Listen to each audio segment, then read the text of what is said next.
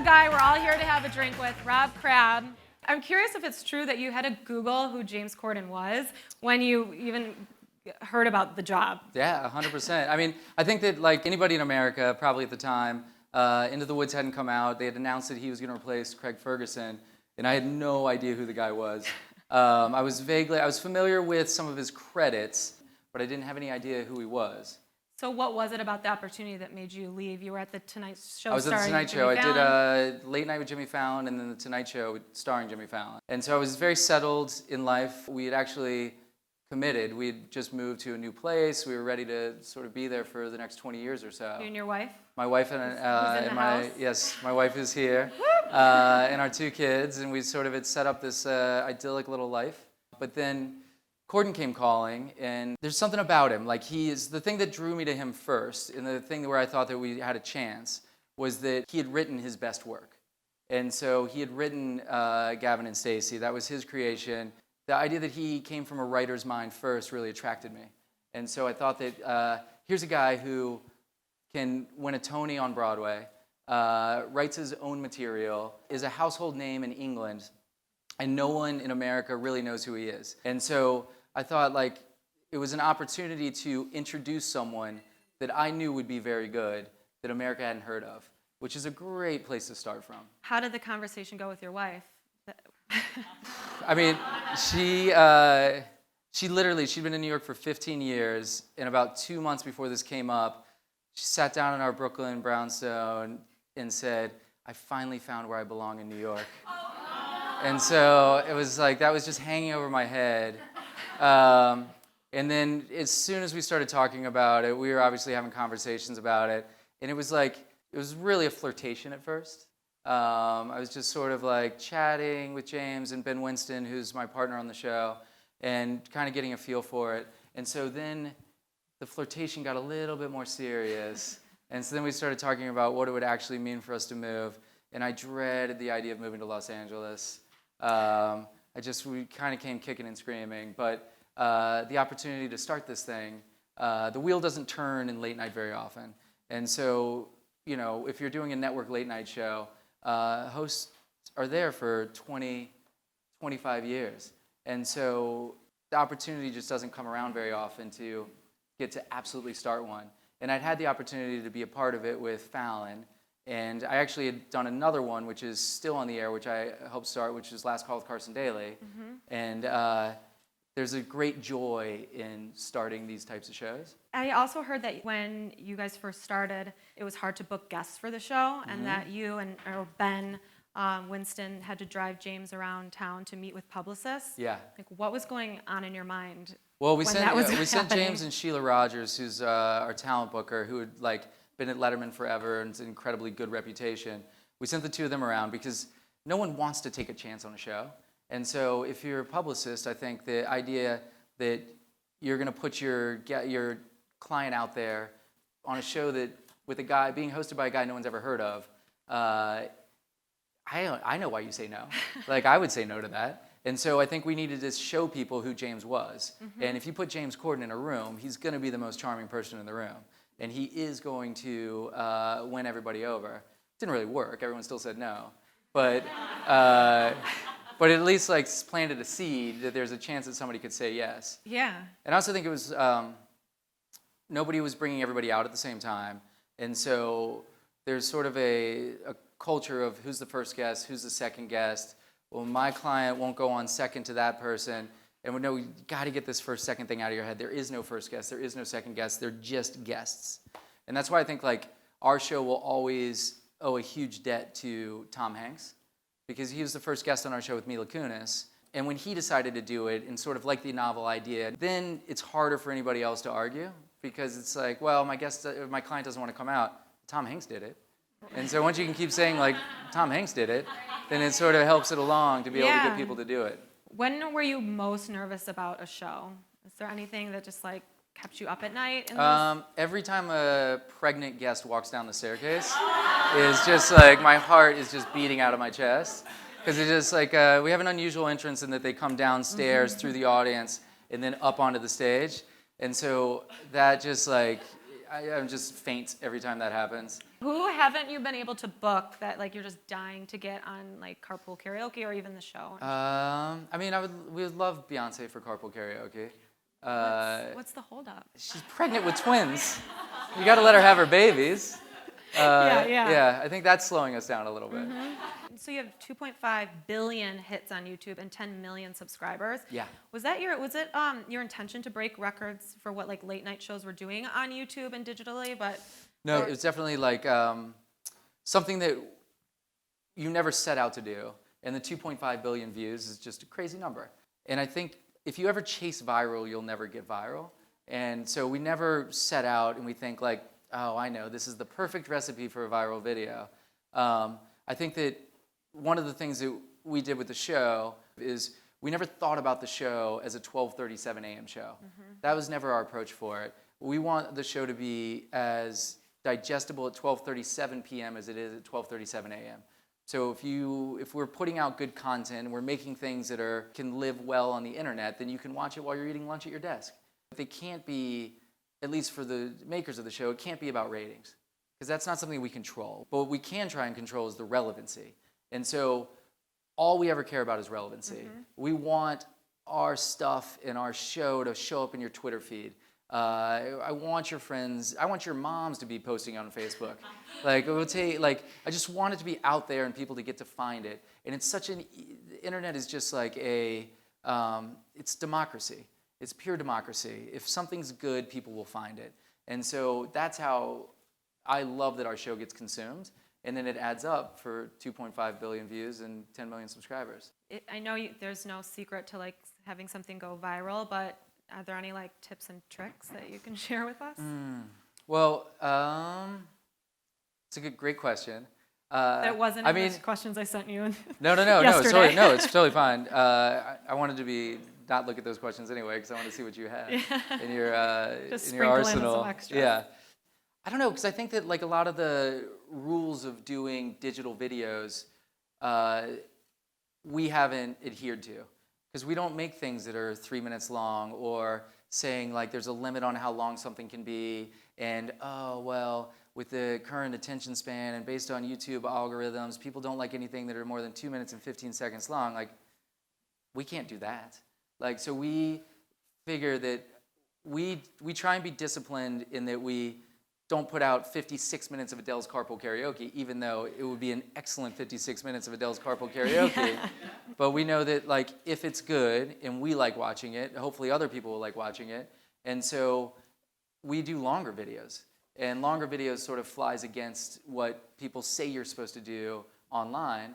But we find that like if the audience has a thirst for it and what you're doing is entertaining, they'll keep watching that entertaining thing. So advice-wise, don't think about it. Like, think about what's good. Another like theme of the night is like connection, and like at a drink with, we try to have just like real, authentic connections with like our interview guests. Yeah. And I know Maven's all about connecting people to places and people and things that matter most. So what do you guys do at your show to make sure that your content is like connecting with the audience? Well, I'll say like as far as connecting with an audience, when we were starting the show and Ben, James, and I first started talking about the show, we didn't have any ideas for the show. There wasn't like, we didn't like show up at a breakfast and say, all right, we're gonna do Carpool Karaoke, roll call, drop the mic. There's nothing like that. But what we had was a similar emotional vocabulary for what we wanted the show to be. And the words that always came up for us were inclusiveness and joyfulness. What qualities, just like in general, does one need to like really stand out in this industry? One thing that I will tell anybody, like if I do informational interviews or if I'm talking to people that are trying to break in or trying to move up, is don't be a like it sounds very simple, Noted. But you just never know where your connections are going to come from and who's going to get you your next job and sort of like which intern is going to have the next great idea for a sitcom. And so this entertainment is just a full creative community.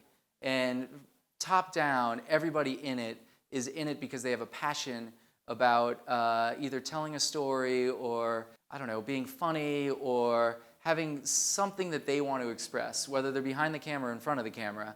And so those ideas can come from anywhere, and you never know who's going to take off or what the next success is going to be. And so I think just keep up good relationships. Be open-minded to everybody you meet.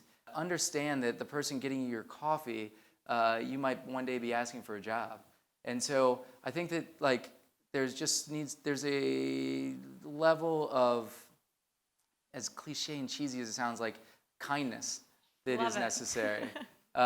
Because you never know where things are going to turn.